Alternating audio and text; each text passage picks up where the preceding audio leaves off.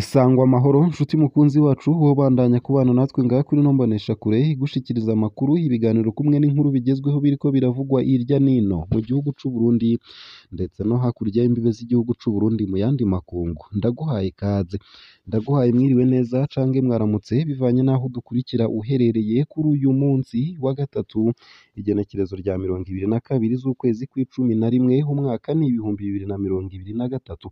Wowe udukurikira uri mu gihugu c'u Burundi ntunyemerere nguhe mwiriwe neza, ndetse nawe udukurikira uri hakurya y'imbibe z'igihugu c'u Burundi ndaguhaye mwaramutse cange mwiriwe bivanye n'aho udukurikira uherereye. Wowe udukurikira uri mu gihugu kibanyi ca Repubulika Iharanira Rusange ya Kongo ndaguhaye mwiriwe neza, ndetse nawe udukurikira uri hakurya y'imbibe z'igihugu c'u Burundi mu gihugu c'u Buganda ndaguhaye mwiriwe. Wowe udukurikira uri mu gihugu kibanyi ca Tanzania ndaguhaye mwiriwe neza, ndetse nawe udukurikira uri mu gihugu kibanyi c'u Rwanda ndaguhaye mwiriwe neza.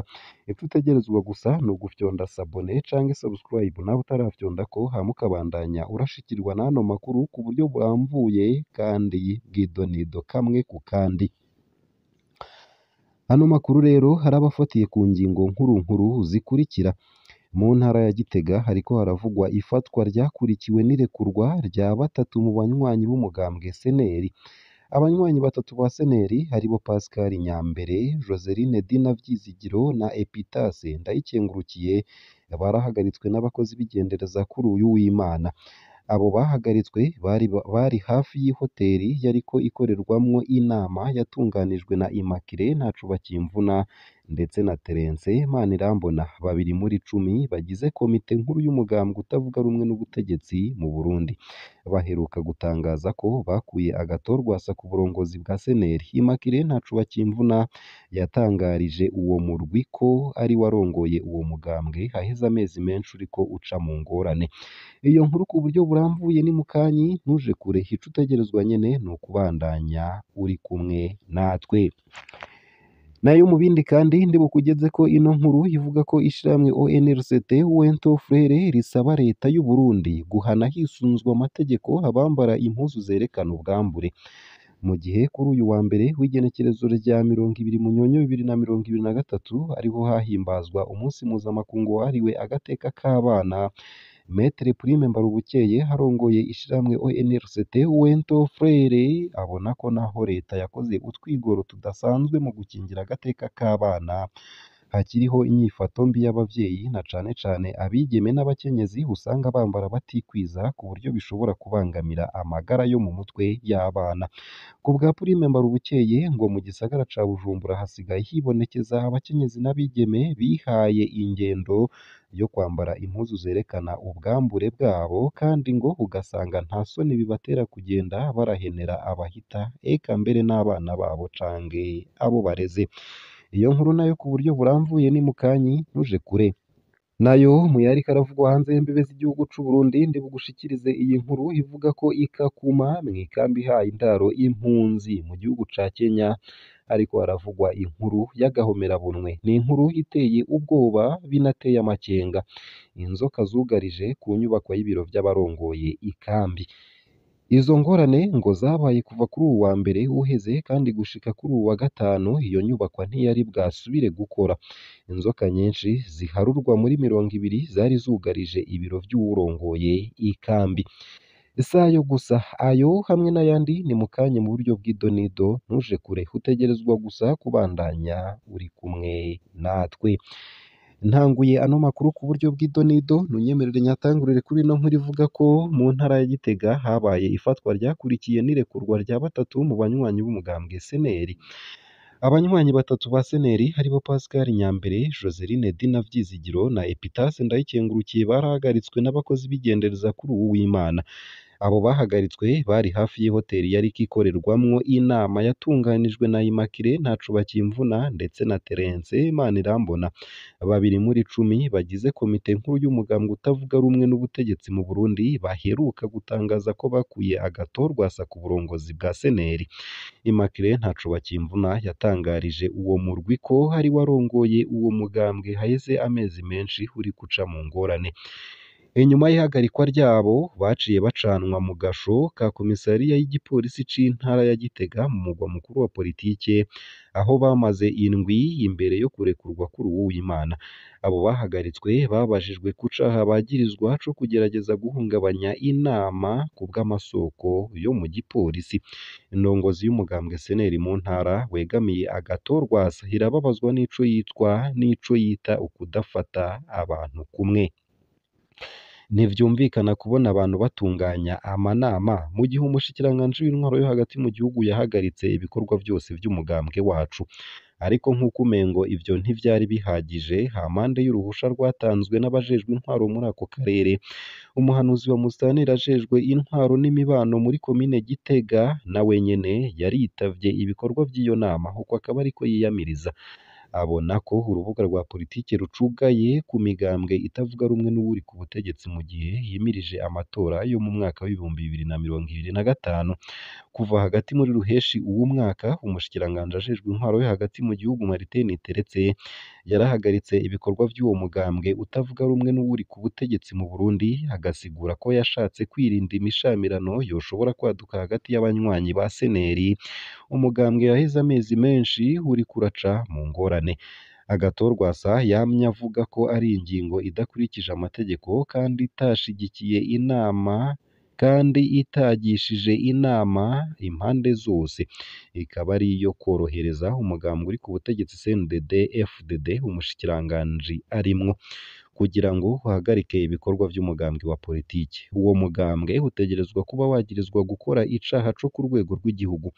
Biragaragara ko umugambwe uri ku butegetsi n'indongozi z'Uburundi zidashaka ihiganwa riciye mu mategeko. Nico gituma bagerageza gukora ibishoboka vyose kugira ngo baburabuze SNL. Uko akaba ariko Rwasa aheruka kubwira SOS Media Burundi dukesha iyi nkuru mu kiganiro ciyaguye yaduhaye. Gushika ubu amanama yari yemewe n'ayatunganywa mu ntumbero yo gutorera umuti icuka kibi kiri muri SNL. SNL womenya ko ari umugambwe ukomeye mu yitavuga rumwe n'ubutegetsi mu Burundi. Umukuru wawo yiyamirizwa Agathon-Rwasa yahoze arongoye umurwi w'abagwanyi FNL, wahavuye uba umugambwe imbere y'uko wigarurirwa na bamwe mu bawugize babifashijwemwo n'umugambwe uri ku butegetsi n'umwe mu batavuga rumwe n'ubutegetsi wa kera. Mu vyegeranyo vyinshi vy'amashirahamwe aharanira agateka ka muntu yo mu Burundi na mvamakungu yama yiyamiriza amabi akorerwa abanywanyi bawo, harimwo ukugandagurwa, ukunyuruzwa, ukuborezwa igufa, ipfungwa ridakurikije amategeko. Ni kenshi imigambwe igira ingorane muri yo kandi ivyo birasanzwe. Ariko ikidasanzwe ni uko leta ica iboneraho akaryo ko kwigarurira igice c'uwo mugambwe mu ntumbero yo guca intege uwo mugambwe muri rusangi. Uko akaba ariko bibonwa na Carine Tatisakian, umushakashatsi akorana n'ishirahamwe IDHB, Initiative pour le droit de l'homme au Burundi. Akaba avuga ko hari ukwivanga mu vya politike vyaranze abashikiranganji benshi bajejwe gutunganya ivy'imigambwe muri kahise.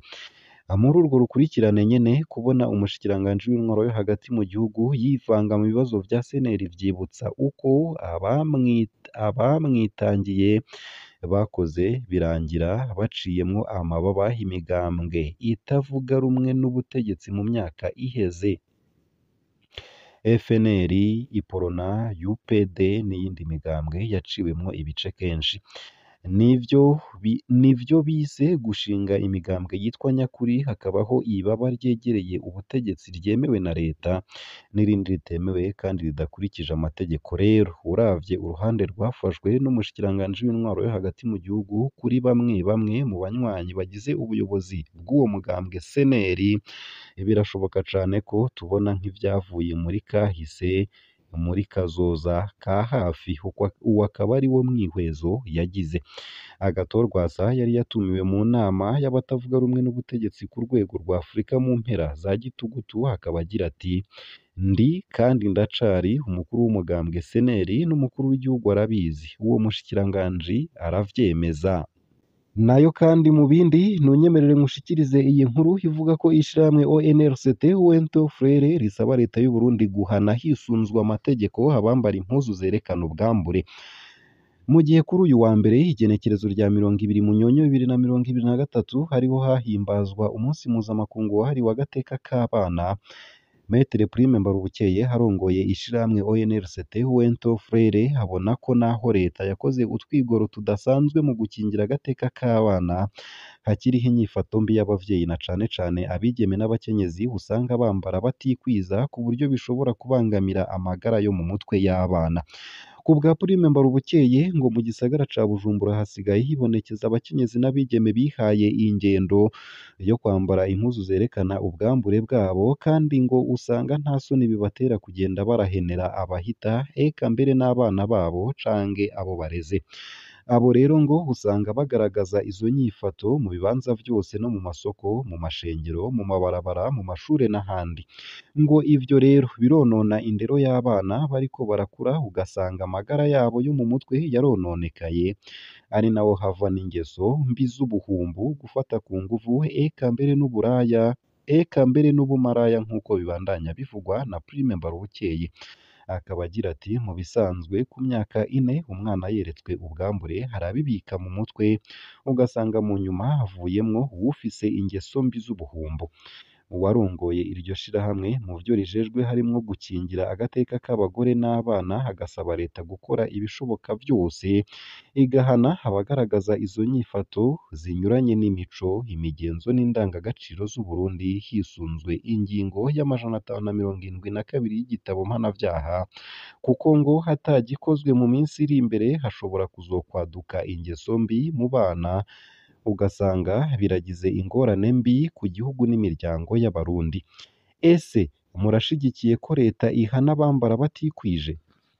Twandikire unyuriye munsi y'ino video muri commentaire. Ngaha rero akaba ari naho nsoreje ano makuru nari naguteguriye, hariko aravugwa irya nino mu gihugu c'u Burundi. Utegerezwa gusa kubandanya uri kumwe natwe. Ndagushimiye, ugire umunsi mwiza.